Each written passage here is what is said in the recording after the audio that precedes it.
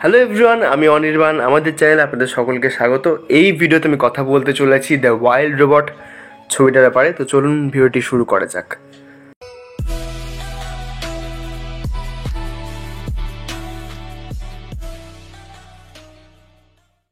তো আজকে আমি কোনো রিভিউ করব না, আজকে জাস্ট একটা এক্সপিরিয়েন্স বলবো যে বর্তমান সময়ে দাঁড়িয়ে আমাদের বিভিন্ন যন্ত্রের সাথে একটা কানেকশন হয়ে থাকে। যেমন কারো ফোনের সাথে, কারো বাইকের সাথে, কারো নিজের পছন্দের ডিজিটাল ঘড়ির সাথে। তেমনই একটা সময় হয়তো এরকমও আসবে যে আমরা রোবটের সঙ্গেও ইমোশনে জড়িয়ে পড়বো, কিন্তু সেই রোবট হয়তো আমাদের ইমোশনের পাত্তা দেবে না, কারণ তার প্রোগ্রামিং করা থাকে, সে নিজের মতো কাজ করে।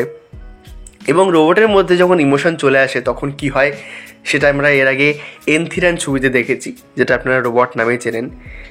কিন্তু দ্য ওয়াইল্ড রোবট ছবিটা আপনাকে একটা এমন এক্সপিরিয়েন্স দেবে যে আপনি জাস্ট তাজ্জব হয়ে যাবেন। আমি যদি এক লাইনে ছবিটার ব্যাপারে বলি তাহলে বলবো যে আমার তরফ থেকে এটাকে একটা অস্কার দেওয়া থাকলো। মানে আমি যদি অস্কার কমিটিতে থাকতাম তাহলে এটাকে অস্কার দিয়ে দিতাম, এবং আমার মনে হয় যে এই ছবিটা এবছর বেস্ট অ্যানিমেটেড ফিল্মের অ্যাওয়ার্ডটা হয়তো অস্কার থেকে পাবে। এবার গল্পটা তো সুন্দর, যেখানে একজন রোবট আছে রজ। তো একটি জাহাজ ধ্বংস হওয়ার পরে অনেকগুলি রোবটের মধ্যে সে ছিল, তো একমাত্র সেই ছিল যে যার প্রোগ্রামিংটা চালু ছিল। এবং এই রোবট একটি আইল্যান্ডে এসে পড়ে।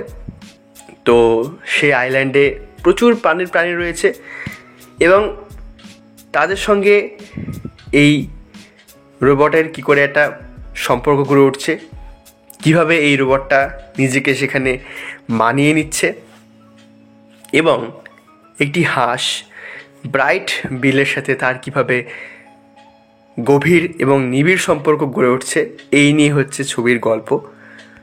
এবং এটি একটি উপন্যাস থেকে নেওয়া হয়েছে, সেটি ট্রিলজি ছিল, দ্য ওয়াইল্ড রোবট ট্রিলজি, লিখেছিলেন পিটার ব্রাউন। তো যেহেতু ট্রিলজি ছিল, হতে পারে যে এটা সিকুয়েল আসবে, তো সেসব কথা তো পরে, আগে সিনেমাটার ব্যাপারেই বলি। তো এই সিনেমাটা না আপনাকে জাস্ট আপনার হৃদয় ছুঁয়ে নেবে, আপনাকে হাসাবে প্লাস কাঁদাবেও। আমি তো কেঁদে ফেলেছিলাম, আপনারা কাঁদবেন কিনা জানি না, বাট আমি এর এন্ডিং দেখে কেঁদে ফেলেছিলাম। এত সুন্দর এই এন্ডিং, আর যেরকম গল্প তেমনই তার সুন্দর এক্সিকিউশন।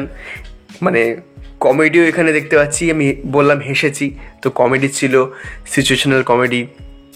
আর এখানে একটা লাল রঙের শেয়াল ছিল, পিঙ্ক, তারও খুব সুন্দর কমেডি ছিল। কিন্তু এই যে সিনেমাটা না আমার এত ভালো লেগেছে, আমি পুরো তাক লেগে গেছে আমার এই সিনেমাটা দেখে।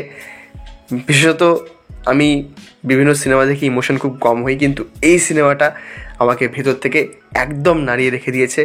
যেরকম এর গল্প, সেরকম সুন্দর ছবি, সেরকম এর এক একটা মিউজিক আপনাকে এত হিট করবে, এবং কিছু কিছু সিন জাস্ট গুজবাম্প দেয়। তো এই ছিল আমার বক্তব্য এই সিনেমাটির ব্যাপারে। আপনারা অবশ্যই দেখুন। আর এখন পর্যন্ত আমি যে কটি সিনেমা রিভিউ করেছি চ্যানেলে, কোথাও কিন্তু কোনো রেটিং দিইনি। এটাকেও আমি রেটিংয়ের মধ্যে বাঁধতে চাই না, বিকজ এটাকে রেটিংয়ে মানে বাঁধা যাবেই না, এত সুন্দর ছবি। তাও 5-এ 4.5 বা 4, 4.5 এরকম থাকলো আমার তরফ থেকে, আরও বেশি হয়তো দেওয়া যেত। ভিডিওটি ভালো লাগলে লাইক করবেন, কমেন্ট করবেন, শেয়ার করবেন, আর সাবস্ক্রাইব করে আমাদের পাশে থাকবেন। ধন্যবাদ।